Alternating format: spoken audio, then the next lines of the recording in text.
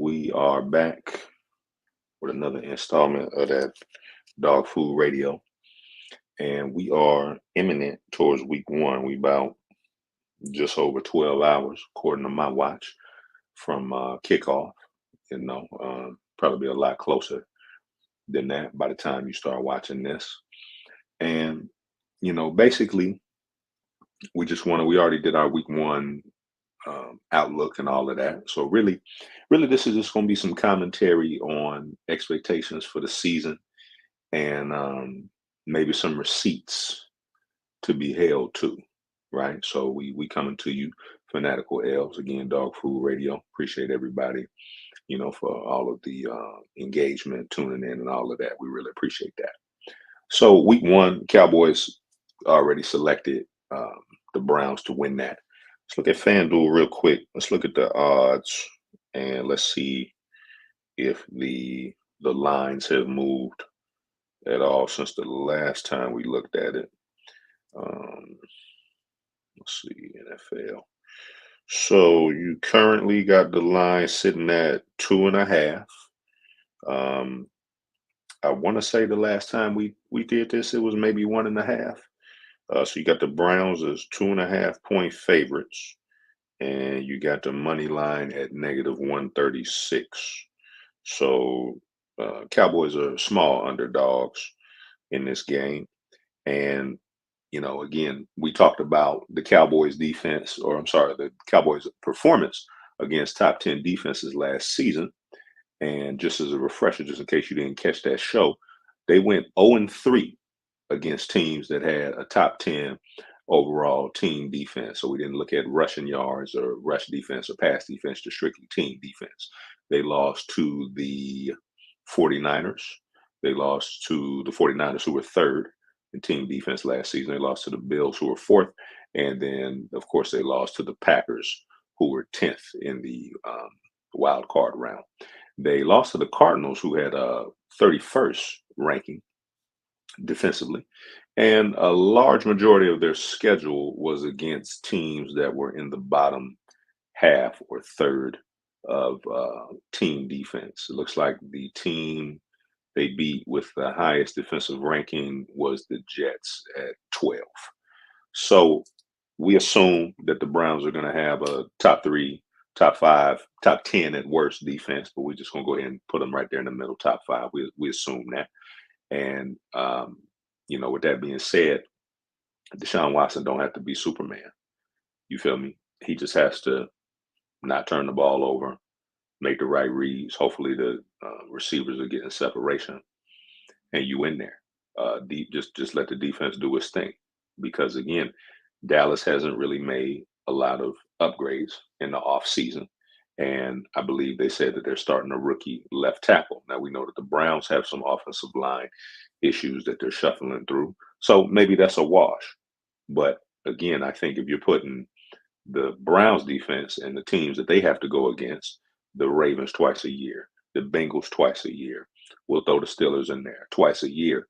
They're a little bit more seasoned, I would say, having to play a little bit higher caliber teams compared to the Cowboys in a weaker division, and many would agree more than likely a weaker conference. So I went ahead and placed some bets because let's talk real quick. Before we do that, let's take a brief break, pause for our sponsors, and we'll come back and we'll talk about these receipts here. All right, so if you're still with us, we appreciate that. So let's talk real quick about optimism. And, I'm going to just say it. For me, I don't really have no fear or no hesitation in picking the Browns to make the playoffs and actually placing a bet on them to win the division and make the playoffs. You got a lot of people that are hesitant, and I get it. A lot of people out there, you got to see the evidence before you believe that there's a change. A lot of people, again, I guess the faith is the right word, but when you've been beaten down for a lot of recent memory, it's hard for you to have faith. It's hard for you to believe in the change that's coming before you see evidence of the change. You feel me? And I would argue that you've seen evidence of the change, but a lot of people still just don't believe. They still believe that there's that possibility that team goes what 6-11. I don't really think that that's possible. Let me not say that it's not possible. I don't think that it's likely, and I'm just not even thinking in that headspace. So I don't think the team is thinking in that headspace. So if the players don't believe no mess like that, the fans should have a little bit more optimism about what's happening. Again, you're talking about the AFC North. The reason the Browns sucked since 1999, we've talked about it. The reason they sucked was because they didn't have a top 10 run defense. Run defense is the key. We can pull it up real quick while I'm doing that. Run defense is going to be the key, regardless of what the offense does in this coming year. Let's take a look real quick what the run defense was last season for the Cleveland Browns. They were number one in run defense. I think we talked about that. So how can you make the playoffs with 5 different quarterbacks in the AFC North? Many would say the toughest division of football. How can you do that? If you can stop the run, you make the other teams one-dimensional. Football really is a simple game. It's a simple game. If you can't stop the run, now you opening up the pass, because obviously now you got the play action piece, all of that. Number one run defense, if they can replicate that, we already know the corners are spectacular. We already know that. They make some changes to the linebacking core. They can stop the run, and they're top 5 again. They're making the playoffs. Don't matter it's nothing to really talk about. Now, we know the hesitation is with the offense. They might start slow. That's a possibility. But that don't really mean nothing. As long as your defense is doing what it's supposed to do, the offense will eventually find, and catch up. Now, let's take a look at some of these bets so we can look at some of these receipts, and then we're going to finish up with our last little thought. So we picked the Browns outright, AFC North division winners. Great odds on that. You feel me?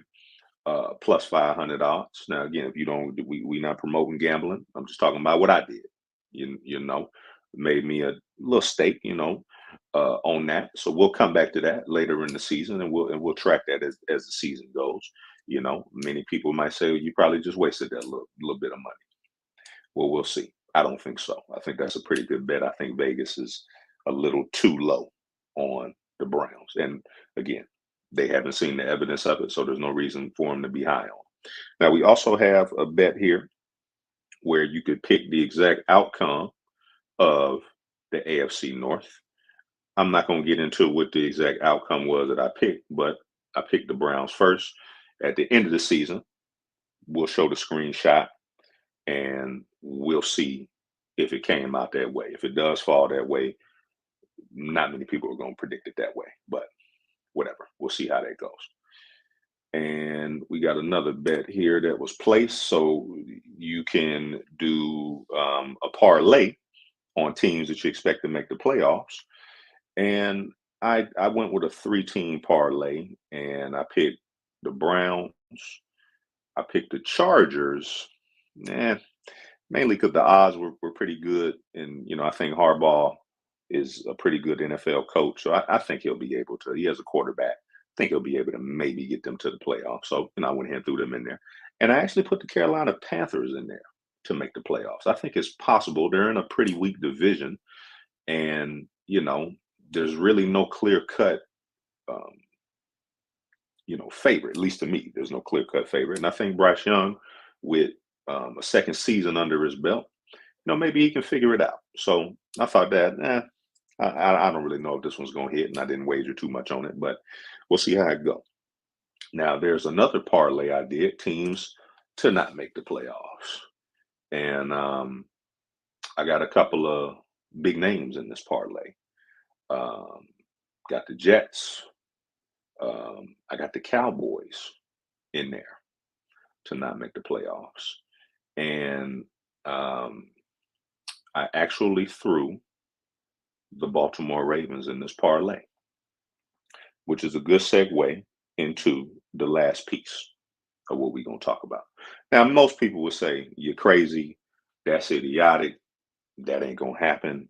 It's more likely the Browns will make the playoffs. All right, cool, whatever. That's, I can understand those opinions. I can understand those takes.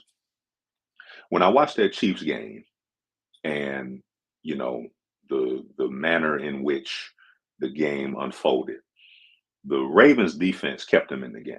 The offense, Lamar Jackson, all that stuff that they was talking about on the broadcast, the defense kept them in the game. The Ravens defense held them to them field goals. That's what kept them in the game.